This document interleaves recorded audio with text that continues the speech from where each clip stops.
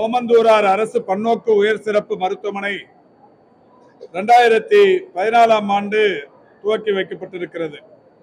இந்த மருத்துவமனையை பொறுத்தவரை தமிழ்நாட்டில் முதல் பன்னோக்கு உயர் சிறப்பு மருத்துவமனை என்கின்ற வகையில் தொடங்கி வைக்கப்பட்டிருக்கிறது. ஆனால் மாண்புமிகு தமிழ்நாட்டின் முதலமைச்சராக வணக்கத்திற்குரிய முத்துவேல் கருணாநிதி ஸ்டாலின் அவர்கள் பொறுப்பேற்றதற்கு பிறகு இந்த பன்னோக்கு உயர் சிறப்பு மருத்துவமனை என்பது உண்மையிலேயே உயர் சிறப்பு மருத்துவமனை என்கின்ற தகுதியை பெறுகிற வகையில் பல்வேறு மருத்துவ உபகரணங்கள் தொடர்ச்சியாக பயன்பாட்டிற்கு கொண்டு வரப்பட்டுக் கொண்டிருக்கிறது. அந்த வகையில் இன்றைக்கு 6,60,00,000 செலவில் டெஸ்லா எம்ஆர்ஐ கருவி ஒன்று 1.5 டெஸ்லா எம்ஆர்ஐ கருவி ஒன்று தற்போது மக்களின் பயன்பாட்டிற்காக தொடங்கி வைக்கப்பட்டது. 11 ஆண்டுகளுக்கு முன்னால் இங்கே இருந்த அந்த எம்ஆர்ஐ கருவியை விட கூடுதல் சிறப்புகளை உள்ளடக்கிய ஒரு கருவி. இக்கருவியை பொறுத்தவரை நோயாளிகளின் தலை முதல் கால் வரை இமேஜிங் செய்வதற்கு உதவியாக இருக்கும். இக்கருவியில் நவீன மென்பொருட்கள் நிறுவப்பட்டுள்ளதால் நரம்பியல், இதயம், புற்றுநோயியல், இரத்த நாள அறுவை சிகிச்சை நோயாளிகள், பச்சிளம் குழந்தைகள், இதர வயது குழந்தைகள் மற்றும் உலோக உள்வைப்புகளுடன் உள்ள நோயாளிகளுக்கும் இதை பயன்படுத்தலாம். செயற்கை நுண்ணறிவு என்று சொல்லப்படுகிற ஆர்டிபிஷியல் இன்டெலிஜென்ஸ் மூலம் இக்கருவியை கொண்டு துரிதமாக ஸ்கேன் செய்வதால் குறைந்த நேரத்தில் அதிக நோயாளிகளுக்கு ஸ்கேன் செய்ய முடியும். இக்கருவியில் நாளொன்றுக்கு 38 முதல் 40 பேர் வரை பரிசோதனை செய்து கொள்ளலாம், ஸ்கேன் செய்து கொள்ளலாம். ஏற்கனவே இருந்த அந்த 11 வருட பழமையான எம்ஆர்ஐ கருவியில் ஒரு 20 to 25 பேர் மட்டுமே ஸ்கேன் செய்ய முடியும். இது இந்த ஆர்டிபிஷியல் இன்டெலிஜென்ஸ் மூலம் இந்த கருவியை துரிதமாக ஸ்கேன் செய்வதற்கு உதவுவதற்குரிய அதிநவீன தொழில்நுட்பங்கள் இக்கருவியில் இருக்கிறது. எனவே இந்த கருவியை இன்றைக்கு பயன்பாட்டிற்கு கொண்டு வந்திருக்கிறோம். மாண்புமிகு தமிழ்நாட்டின் முதலமைச்சர் அவர்கள் இந்தியாவில் வேறு எந்த அரசு மருத்துவமனையிலும் இல்லாத வகையில் ரோபோட்டிக் கேன்சர் எக்யூப்மெண்ட் என்று சொல்லக்கூடிய மனிதவியல் அறுவை சிகிச்சை மையம் ஒன்றை இங்கே தொடங்கி வைத்தார். 2022 மார்ச் திங்கள் 15ஆம் தேதி மாண்புமிகு தமிழ்நாட்டின் முதலமைச்சர் அவர்களால் 34,60,00,000 மதிப்பீட்டில் தொடங்கப்பட்ட அந்த ரோபோட்டிக் கேன்சர் எக்யூப்மெண்ட் இன்றைக்கு இந்தியாவில் இருக்கிற மாநில அரசு மருத்துவமனைகளில் ஒன்று இங்கே இடம்பெற்று மிக சிறப்பான வகையில் பயன்பாட்டில் இருந்து கொண்டிருக்கிறது. அந்த வகையில் இதுவரை ஒரு 127 புற்றுநோய் அறுவை சிகிச்சைகள் உட்பட 325 நபர்களுக்கு இதன் மூலம் அறுவை சிகிச்சைகள் மேற்கொள்ளப்பட்டு வெற்றிகரமாக இந்த 325 பேருக்கும் ரோபோட்டிக் கேன்சர் எக்யூப்மெண்ட் அறுவை சிகிச்சைகள் வெற்றிகரமாக முடிவுற்றிருக்கிறது. இந்த சிகிச்சைகளை பொறுத்தவரை வெளியில் தனியார் மருத்துவமனைகளுக்கு சென்று பெற வேண்டுமானால் 15 லட்சம் முதல் 20 லட்சம் ரூபாய் வரை செலவாகும். மாண்புமிகு தமிழ்நாட்டின் முதலமைச்சருடைய வழிகாட்டுதலோடு முதலமைச்சரின் விரிவான மருத்துவ காப்பீட்டு திட்டத்தின் கீழ் இந்த திட்டம் சேர்க்கப்பட்டு இன்றைக்கு 325 நபர்களுக்கு வெற்றிகரமான அறுவை சிகிச்சைகள் செய்யப்பட்டிருக்கிறது. அதேபோல் மாண்புமிகு தமிழ்நாட்டின் முதலமைச்சர் அவர்கள் 2022 மே திங்கள் 10ஆம் தேதி இங்கே ஒரு முழு உடல் பரிசோதனை மையத்தில் மெட்டர்னல் ஸ்கிரீனிங் அனலைசர் என்கின்ற கருவியை ஆரம்பகால நிலையில் கரு மரபணு குறைபாடுகளை கண்டறிவதற்குரிய கருவியை தொடங்கி வைத்தார்கள்.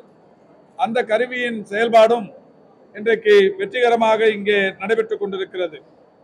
அதேபோல் மாண்புமிகு தமிழ்நாட்டின் முதலமைச்சர் அவர்களால் 1,53,00,000 செலவில் பிராக்கி தெரப்பி என்று சொல்லப்படுகிற புற்றுநோய் கட்டிகளுக்கு கதிரியக்க சிகிச்சை மூலம் குணப்படுத்துகிற அந்த கருவி இங்கே தொடங்கி வைக்கப்பட்டது.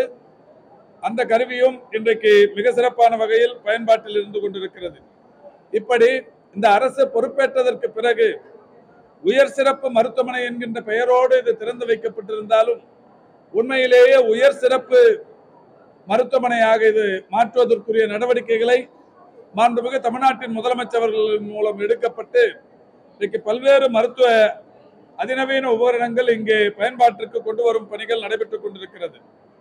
கடந்த நிதிநிலை அறிக்கையில் கூட 57 கோடியே 55 லட்சம் ரூபாய் செலவில் ஓமந்தூரார் அரசு பன்னோக்கு உயர் சிறப்பு மருத்துவமனைக்கு அதிநவீன சிடி ஸ்கேன், சிஆர்எம் கருவி, அறுவை சிகிச்சைக்கு உதவுகிற அதிநவீன நுண்ணோக்கி, இருதய நுரையீரல் இயந்திரம், இருதய உள்ளூடுருவி ஆய்வக கருவி, எலும்பியல் மருந்து துறைக்கு தேவைப்படும் கருவிகள் உட்பட உயிர்காக்கும் மருத்துவ உபகரணங்கள் வாங்குவதற்கு நடவடிக்கைகள் எடுக்கப்பட்டு வருகிறது. அதற்கான நடவடிக்கைகளை டிஎன்எம்எஸ்சி நிர்வாகம் செய்து கொண்டிருக்கிறது. மிக விரைவில் அது முடிந்தவுடன் 57 கோடியே 55 லட்சம் ரூபாய் செலவிலான இந்த கருவிகள் இந்த மருத்துவமனையின் பயன்பாட்டிற்கு வரப்படவிருக்கிறது. அதோடு மட்டுமல்லாது இந்த மருத்துவமனையை பொறுத்தவரை மூளையில் இரத்த கட்டி இருப்பவர்கள் அது தனியார் மருத்துவமனைகளுக்கு சென்று அறுவை சிகிச்சை செய்ய வேண்டுமானால் அதுவும் 15-20 லட்சம் ரூபாய் வரை ஆகும். அந்த சிகிச்சையும் இங்கே செய்யப்பட்டு வருகிறது. இந்த முதலமைச்சர் காப்பீட்டு திட்டத்தில் இலவசமாக செய்யப்படுகிற அந்த சிகிச்சை கூட இந்த மருத்துவமனையில் மிக சிறப்பாக செய்யப்பட்டு வருகிறது. ஒவ்வொரு நாளும் 3 முதல் 4 பேர் வரை அந்த சிகிச்சையின் மூலம் இன்றைக்கு பயன்பட்டுக் கொண்டிருக்கிறார்கள். இப்படி பல்வேறு அதிநவீன வசதிகளை இந்த மருத்துவமனையில் செய்து கொண்டிருக்கின்ற காரணத்தினால் இன்றைக்கு இந்த மருத்துவமனைக்கு வருகிற புறநோயாளிகள், இந்த மருத்துவமனையில் தங்கி பயன்பெறுகிற உள்நோயாளிகளின் எண்ணிக்கை மிகப்பெரிய அளவில் உயர்ந்து வருகிறது. குறிப்பாக இந்த அரசு பொறுப்பேற்பதற்கு முன்னால் 2021 மே 5க்கு முன்னால் இந்த மருத்துவமனைக்கு வருகிற புறநோயாளிகளின் எண்ணிக்கை நாள் ஒன்றுக்கு 700 வரையில் இருந்தது. அது இன்றைக்கு 1800 2000 வரை உயர்ந்திருக்கிறது. அதேபோல் இந்த அரசு பொறுப்பேற்பதற்கு முன்னால் உள்நோயாளிகளின் எண்ணிக்கை அதிகபட்சமாக 230 வரை இருந்தது. அது தற்போது 450 500 வரை உயர்ந்திருக்கிறது. அறுவை சிகிச்சைகளை பொறுத்தவரை தினந்தோறும் மேஜர் ஆபரேஷன்ஸ் என்று சொல்லப்படுகிற வகையிலான அறுவை சிகிச்சைகள் தினந்தோறும் 25 எண்ணிக்கையில் நடைபெறுகிறது. எம்ஆர்ஐ ஸ்கேன் எடுப்பது என்பதை பொறுத்தவரை ஏற்கனவே 25 மட்டுமே எடுக்கப்பட்டு வந்தது. இனி முதல் அது 40 எடுப்பதற்குரிய அதிநவீன வசதிகள் செய்யப்பட்டிருக்கிறது. சிடி ஸ்கேன்கள் 35 எடுக்கப்பட்டு வருகிறது. டிஜிட்டல் எக்ஸ்ரேவை பொறுத்தவரை சற்றொப்ப 100 வரையில் எடுக்கப்பட்டு வருகிறது. கேத்லாப் அந்த ப்ரொசீஜர்ஸ் நாளொன்றுக்கு 12 வரை செய்யப்பட்டு வருகிறது. அந்த வகையில் இன்றைக்கு இந்த மருத்துவமனையை நம்முடைய மாண்புமிகு தமிழ்நாட்டின் முதலமைச்சர்கள் ஒரு உயர் சிறப்பு மருத்துவமனையாக தரம் உயர்த்தி மக்களுக்கு பெரிய அளவிலான மருத்துவ சேவையை வழங்கும் அமைப்பாக உருவாக்கி இருக்கிறார்கள். அந்த வகையில் தான் இன்றைக்கு 6 கோடியே 60 லட்சம் செலவில் 1.5 டெஸ்லா என்று சொல்லப்படுகிற ஒரு அதிநவீன ஆர்டிபிஷியல் இன்டெலிஜென்ஸ் வசதியுடன் கூடிய ஒரு கருவி தற்போது மக்களின் பயன்பாட்டிற்காக கொண்டு வரப்பட்டிருக்கிறது.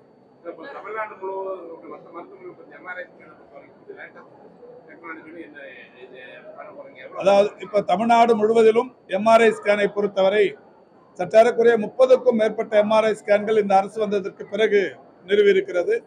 குறிப்பாக 1.5 டெஸ்லா, அதையும் கடந்து 3 டெஸ்லா என்கின்ற வகையிலும் கூட இன்றைக்கு கருவிகள் பயன்பாட்டிற்கு கொண்டு வரப்பட்டிருக்கிறது. நேற்றைக்கு கூட இந்த ரேடியாலஜி மாநாடு ஒன்று ட்ரேட் ஃபேரில் நடைபெற்றது. அங்கே முதலில் இந்தியாவிலேயே முதல் அறிமுகம் என்கின்ற வகையில் ஒரு 5 டெஸ்லா என்கின்ற ஒரு கருவியும் கூட நேற்றைக்கு பார்த்திருக்கிறோம். ஆக தமிழ்நாட்டில் மட்டும்தான் நம்முடைய மாண்புமிகு முதல்வர் அவருடைய வழிகாட்டுதலின்படி இந்தியாவில் வேறு எந்த அரசு மருத்துவமனையிலும் இல்லாத அளவுக்கான அதிநவீன மருத்துவ உபகரணங்கள் இந்த அரசு மருத்துவமனைகளில் வந்திருக்கிறது. நான் ஏற்கனவே சொன்ன இந்த ரோபோட்டிக் கேன்சர் எக்யூப்மெண்ட் என்பது 34 கோடியே 60 லட்சம் ரூபாய் செலவிலான அந்த கருவி இந்தியாவில் இந்த ஒரு அரசு மருத்துவமனையில் மட்டுமே இருக்கிறது. மத்திய அரசாங்கத்தின் அரசு மருத்துவமனைகளை பொறுத்தவரை எய்ம்ஸ், ஜிப்மர் போன்ற மருத்துவமனைகளில் இருக்கிறது. அரசு மருத்துவமனைகளில் நம்முடைய தமிழ்நாட்டில் மட்டுமே இருக்கிறது. அதேபோல் முதல்வர் அவர்களால் கொண்டு வரப்பட்ட இந்த மெட்டர்னல் ஸ்கிரீனிங் அனலைசர் என்கின்ற அந்த பரிசோதனையும் இந்த நம்முடைய அரசு மருத்துவமனைகளை பொறுத்தவரை ஓமந்தூராரில் மட்டுமே இருக்கிறது. இதையும் கடந்து கலைஞர் நூற்றாண்டு உயர் சிறப்பு மருத்துவமனையில் ஆட்டோ கேத்தலாப் என்கின்ற ஒரு அதிநவீன கருவி, அது எந்த அரசு மருத்துவமனையிலும் இல்லாத ஒன்று. அதேபோல் டபுள் பலூன் எண்டோஸ்கோபி என்று சொல்லப்படுகிற சிறுநீரக சிறுகுடலை ஆய்வு செய்கிற ஒரு கருவி, அதுவுமே எந்த மருத்துவமனையிலும் இல்லாத ஒன்று. ஹை-எண்ட் கேத்தலாப் என்கின்ற வகையிலான இன்னொரு கருவியும் அந்த மருத்துவமனையில் இருக்கிறது. இப்படி இந்தியாவில் இருக்கிற வேறு எந்த அரசு மருத்துவமனையிலும் இல்லாத இந்த அதிநவீன கருவிகள் அனைத்தும் இன்றைக்கு தமிழ்நாடு அரசு மருத்துவமனையில் மருத்துவ சேவைக்காக பயன்படுத்தப்பட்டு மக்களுக்கு குறிப்பாக முதலமைச்சர் காப்பீட்டு திட்டத்தின் மூலம் பயன்பாட்டில் இருந்து கொண்டிருக்கிறது.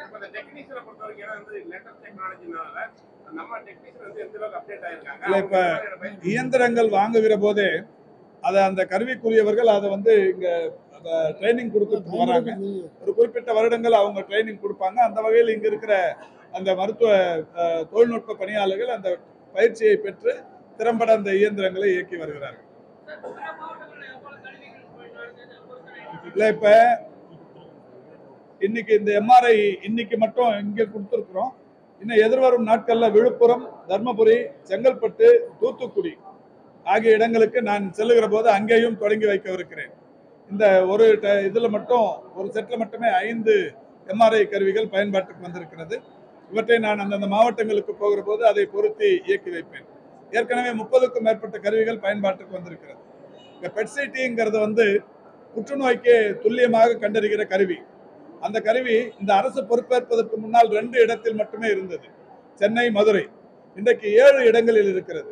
சேலம், கோவை, காஞ்சிபுரம், திருநெல்வேலி, தஞ்சாவூர் ஆகிய 5 இடங்களில் புதிதாக பெட்சிடி வைக்கப்பட்டது.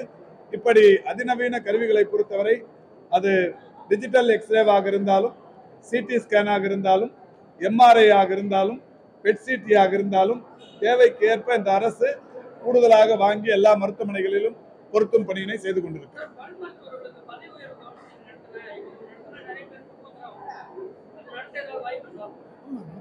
நடத்த போறோம். இப்போ கவுன்சிலிங் நடத்த போறோம். கவுன்சிலிங் இப்போ ஒவ்வொரு இதுவா தொடர்ச்சியா இந்த 3.5 வருடங்களாகவே வெளிப்படை தன்மையோடு இந்த கவுன்சிலிங் நடத்துறது, டிரான்ஸ்ஃபர்ஸ் கொடுக்கறது அதை பண்ணி நிற்கிறோம். அந்த வகையில் இதுவரை 34,000க்கும் மேற்பட்ட அலுவலர்களும் பணியாளர்களும் பயன்பெற்று இருக்கிறார்கள். பல் மருத்துவர்களுக்கும் அந்த நடைமுறை கடைபிடிக்கப்படும்.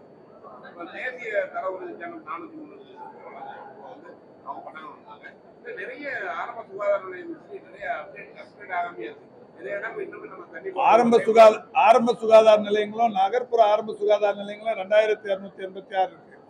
இதுல இதுவரை 800க்கும் மேற்பட்ட அமைப்புகளுக்கு என்குவாஸ், லக்ஷயா அந்த மாதிரியான விருதுகள் கிடைக்கப்பட்டிருக்கிறது.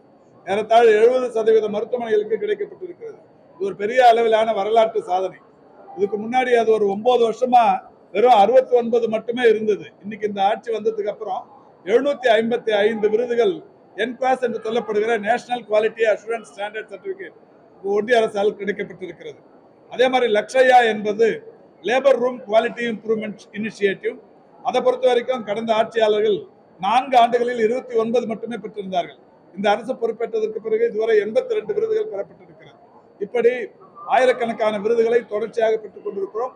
இந்த விருதுகள் பெறுவதற்கு காரணம் இந்த மருத்துவமனைகளின் கட்டமைப்பை மேம்படுத்துவது, மருத்துவமனைகளின் பசுமை பரப்பை அதிகரிப்பது, மருத்துவமனைகளில் தூய்மையை தொடர்ந்து கடைபிடிப்பது, இதையும் கடந்து அங்கு வழங்கப்படுகிற மருத்துவ சேவையில் மக்கள் பெறுகிற தன்னிறைவு மாதிரியான எல்லா விஷயங்களையும் கணக்கில் எடுத்துதான் ஒன்றிய அரசு இந்த விருதுகளை வழங்கி கொண்டிருக்கிறது. அந்த வகையில் 70%க்கும் மேற்பட்ட மருத்துவமனைகளுக்கு இன்றைக்கு கிடைத்திருக்கிறது.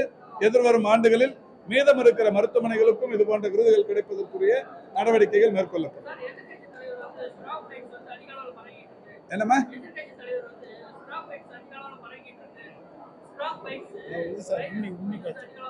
அதே பொதுவாக கிராமங்கள்ல, காடுகள் பகுதியில, அடர்ந்த மரங்கள் நிறைந்திருக்கிற பகுதியில் அந்த உண்ணி என்பது இருக்கும். அந்த உண்ணி காய்ச்சல் என்பது எப்பவுமே வர்றதுதான். இப்போ திடீர்னு ஒரு தொலைக்காட்சியில் திண்டுக்கல்ல நிறைய பரவிருச்சுன்னு சொன்னாங்க. ஒரு 8 பேர் மருத்துவமனைகளில் அனுமதிக்கப்பட்டது என்பது உண்மை. இப்ப 4 பேர் மட்டும்தான் சிகிச்சையில் இருக்கிறாங்க, அதுவும் நல்லாவே இருக்கிறாங்க. எப்பவுமே வழக்கமா வர்றதுதான். இந்த உண்ணிங்கிறது இந்த காடுகள்லயும் பசுமையிலையும் இருக்கிறது. ஏதாவது ஒண்ணு வந்துட்டாவே இதுக்கு ஒரு பரபரப்பை ஏற்படுத்தி தமிழ்நாடு முழுக்க ஒரு அட்டென்ஷனை கிரியேட் பண்றது அவரோட வேலையா போச்சு. இதனால பயப்பட வேண்டியது இல்லை.